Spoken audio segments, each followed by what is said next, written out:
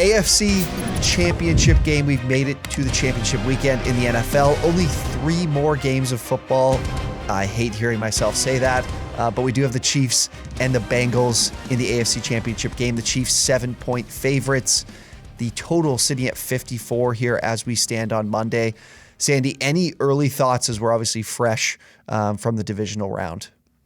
Yeah, from my side this week, the Bengals game here. I've been guilty of betting against the Bengals every week of the playoffs since they've been involved in it. I took the Raiders in the wild card weekend games, and then I took the Titans last week. So I've been 0-2 betting against the Bengals.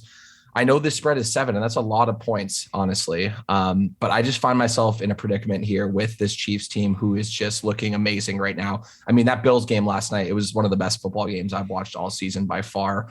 How that game played out, it was insane. I definitely think, it's fair to have this line at 7. At this point, again, I'm about to say it again. I'm going to bet against the Bengals at this point at 7 here. If it gets above 7, if it goes to 7.5 or even 8, which I think it could do that, but I might be jumping on, the Bengals, but it's only Monday now. I'm actually not going to be locking in my bets, but if it sticks at -7, I'm going to stick to the Chiefs. And then in the total, 54 is very high. I kind of lean under early. I don't know where you're at with that, but definitely leaning under as of Monday. Yeah, I mean, I'm at a point here. I was at the same boat. Like, I bet against the Bengals in both of their wins. I don't think they've played very well in their 2 wins. I will say that the offense does not look the same as it did, in the regular season those last few weeks, and that big game against the Chiefs. It's definitely been a lot of the defense that has played quite well, forcing turnovers and all that good stuff. So it's hard for me to get behind the Bengals just because from what I've seen and having, like you said, be betting against them. But at the same time, I mean, I know the Chiefs are really good. I mean, you can't even explain or put numbers, stats, scheme, anything into describing how to stop the Chiefs because they just beat the best defense in the NFL this year. But I also feel at the same time that they don't really like to, run away with football games. I mean, this game was against the Bills was obviously tight the entire way. There was a 2-score lead for the Chiefs, but I kind of feel like if this team doesn't need to score, then they don't feel like there's a lot of pressure to score. And I feel like this game could still be tight, even with the way the Bengals have played lately. Yeah, and I actually was just about to say that. You stole the words out of my mouth, T-Mac. I think every time I've bet against or bet on the Chiefs this year at a spread larger than 7 or above, they haven't hit it once. Like, they're really not great at covering big spreads. Again, this is a AFC Championship game. Even more reason to think, take the points here, take the 7 points with the Bengals. One thing I will suggest, and one thing I actually might be doing if it gets to this point, like if I see this line go to Bengals plus 7.5, plus 8, I'm going to be throwing the Bengals in a teaser piece at getting that at 14 at a key number there. Like, I really just don't see, that's why I'm waiting. Again, it's Monday. I like -7 Chiefs right now, but I definitely think that line will go to 7.5 at some point throughout this week. And at that point, I'm going to do a 6 or 6.5 point teaser and get the Bengals at 14. Because as you said, the Chiefs don't like to run away with ball games. And that's in the data. You can go look at the numbers. It's been like that all season with them. Yeah.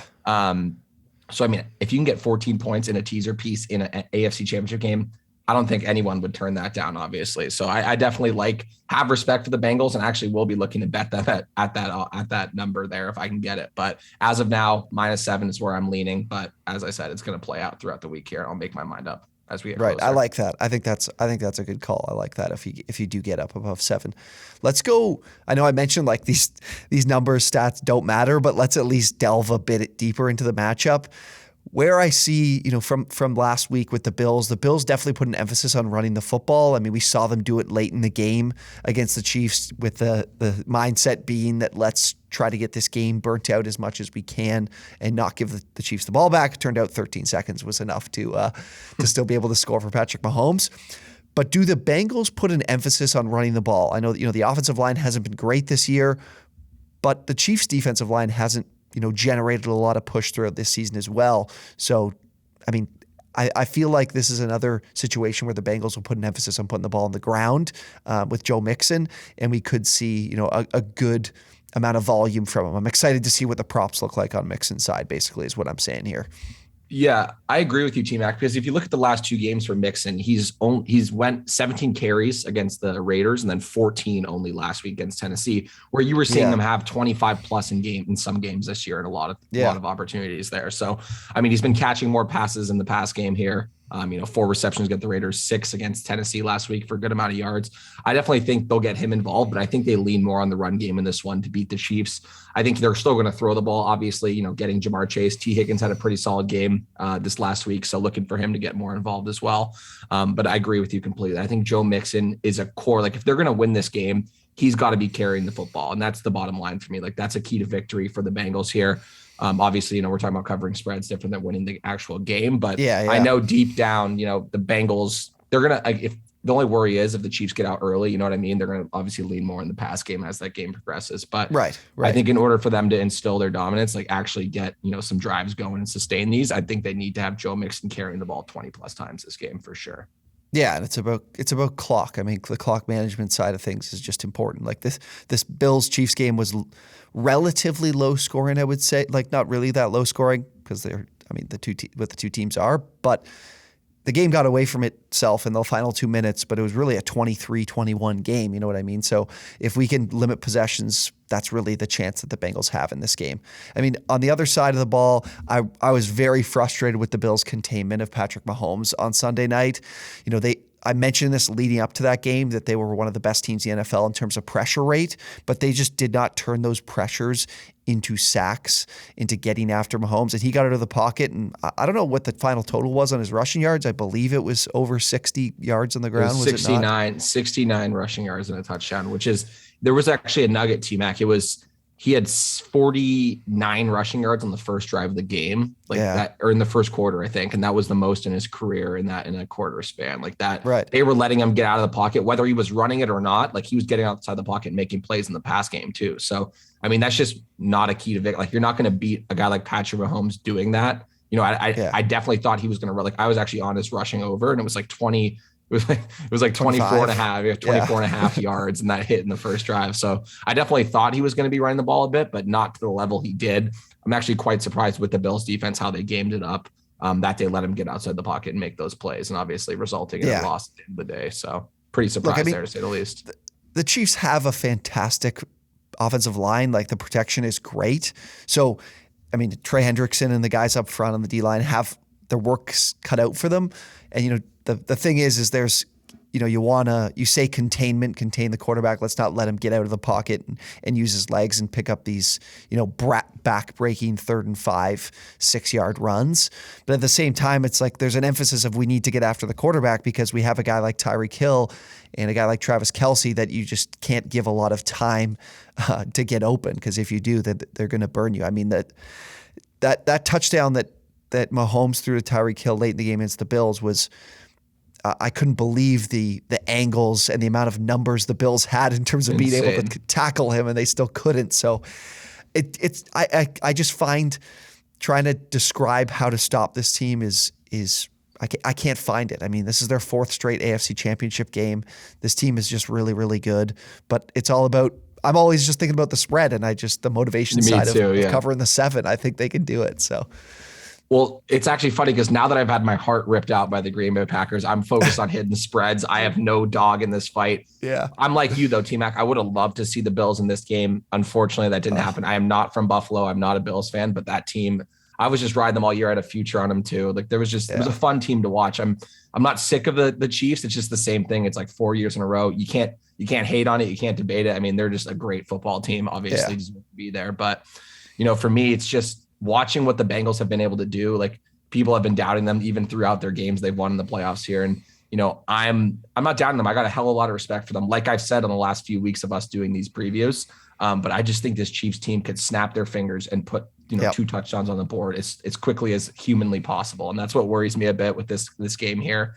Like you said, I mean, Tyreek Hill, Travis Kelce, Mahomes with his legs. Like, there's guys like Byron Pringle scoring touchdowns. Like, they're having their studs step up. Like, it's just who do you put your focus on? And then they always exploit you with the other guys. Like, that's what makes me a bit concerned about this number here.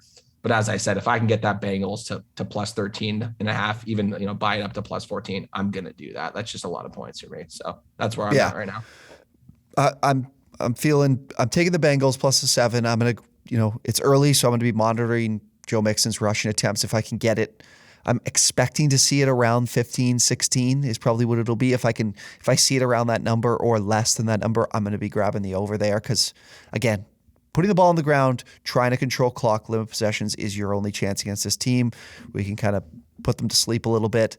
I can't touch the total because I just know if I want to bet this under and then it's close and the Chiefs are losing, then I might be shit out of luck kind of deal. It's Anything else you're going to attack? It's just funny because I was the same way. Last night I was like, should I take it this total? Like I had a couple bets still going for that on the Bills teaser spread there, but I wanted to jump on the over, and I was the same way with you. I'm like, I'm just going to let it ride because you never know what to expect, right? Because the under actually looked pretty solid all game, and then you just have the end of the game comes up and it just goes to shit. So I'm staying away from the total as it sits right now.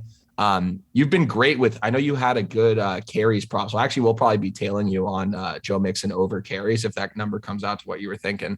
After you hit AJ Dillon last week, got to give you a shout out. Little injury helped. Injury helped. I hate, and I'm not cheering for the injury, but I just got to give you some respect on that call. Because I hated it on paper when you sent that play out. I did not like it, but it ended up hitting for you. So.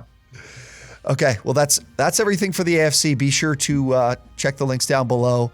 For sure, at first it's the OwnersBox Championship Sunday contest. Our 10K contest for Sunday is live. Man, I had Gabe Davis and Josh Allen in one of my lineups this past weekend. Felt fantastic. I didn't even need anyone to play all that well. I spent a bunch of my salary on Derrick Henry.